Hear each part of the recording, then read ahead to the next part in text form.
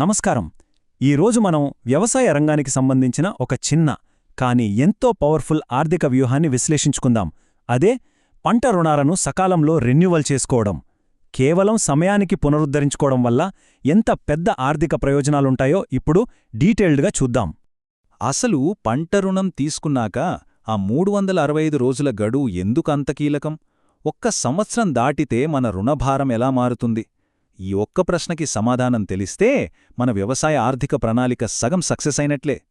ఈ విశ్లేషణల్లో మనం ప్రధానంగా రుణాల పునరుద్ధరణ ప్రాముఖ్యత, కేవలం 4% వడ్డీకే రుణం ఎలా దక్కుతుంది, ఏటా పెరిగే రుణ పరిమితి, సిబిల్ స్కోర్ ప్రయోజనాలతో పాటు చివరగా రిన్యువల్ విధానాన్ని కూడా చకచకా చూసేద్దాం.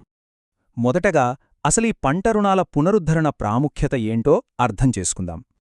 మనందరికీ తెలిసిందే, ప్రతి సీజన్లోనూ ఎరువులు, విత్తనాలు, కూలీల ఖర్చులు ఆకాశాన్ని అంటుతున్నాయి. ఇలాంటి పరిస్థితుల్లో వడ్డీ భారాన్ని వీలైనంత తక్కువగా ఉంచుకోవడం ఎంత అవసరమో ప్రత్యేకంగా చెప్పక్కర్లేదు కదా. సరిగ్గా ఇక్కడే 365 రోజులు అనే మ్యాజిక్ నంబర్ తెరపైకొస్తుంది. రుణం తీసుకున్న సంవత్సరం లోపు దాన్ని పునరుద్ధరించుకోవడం అనేది మనం తీసుకోగల అత్యంత స్మార్ట్ డిసిజన్. ఇది కేవలం బాధ్యత మాత్రమే కాదు, అనేక ప్రభుత్వ ప్రయోజనాలకు తాళం చెవిలాంటిది. ఇక రెండవ మరియు అత్యంత ఆసక్తికరమైన అంశం, కేవలం 4% వడ్డీకే పంట రుణం. ఒక్కసారి ఈ లెక్కలు గమనిస్తే మీకే ఆశ్చర్యం వేస్తుంది. గడువు దాటిందనుకోండి, 7 నుంచి 12% వరకు భారీ వడ్డీ భారం పడుతుంది. అదే సకాలంలో రెన్యువల్ చేస్తే ఆ వడ్డీ రేటు అమాంతం 4% పడిపోతుంది. ఆలోచించండి, ఎంత భారీ వ్యత్యాసమోకదా ఇది. అసలు ఈ ఆదా ఎలా జరుగుతుందంటే, సాధారణంగా ఉండే 7% వడ్డీలో మనం సకాలంలో కట్టినందుకుగాను కేంద్ర ప్రభుత్వం ఆ 3% భారాన్ని తీసుకుంటుంది. అందుకే మనం కట్టాల్సిన నికర వడ్డీ 4%కే పరిమితమవుతుంది. దీన్నే ఇంట్రెస్ట్ సబ్వెన్షన్ స్కీమ్ లేదా వడ్డీ రాయితీ పథకం అంటారు. ఆర్థిక క్రమశిక్షణ పాటించే వారికి ప్రభుత్వమందించే బెస్ట్ రివార్డిది. అంటే టైంకి అప్పు తీర్చినందుకు దక్కే అద్భుతమైన ప్రోత్సాహకం. ఇప్పుడు మూడవ అంశానికి వస్తే, ఏటా పెరిగే రుణపరిమితి. రెన్యువల్ చేయడం వల్ల కేవలం వడ్డీ తగ్గడమే కాదు, బ్యాంకులు మనకిచ్చే రుణపరిమితి కూడా పెరుగుతుంది.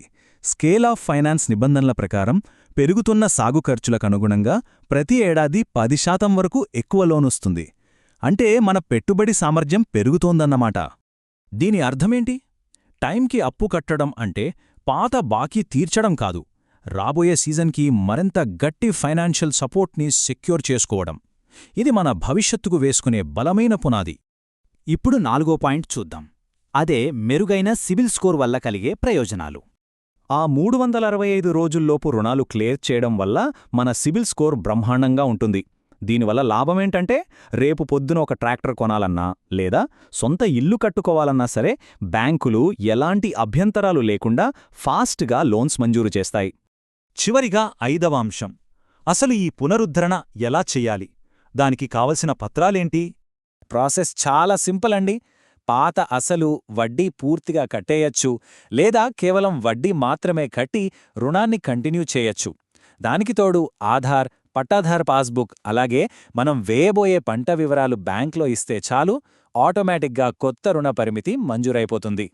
ఈ విశ్లేషణ ముగించే ముందు మనం ఆలోచించాల్సిన ఒక కీలకమైన విషయముంది. పొలంలో మంచి దిగుబడి సాధించడం ఎంత ముఖ్యమో, ఆ 365 రోజుల గడువును ట్రాక్ చేసి 4% వడ్డీకే రెన్యువల్ చేసుకోవడం కూడా అంతే ముఖ్యం కదా. సరైన ఆర్థిక ప్రణాళిక లేకుండా వ్యవసాయంలో పూర్తి విజయం సాధ్యమేనా? ఒక్కసారి ఆలోచించండి.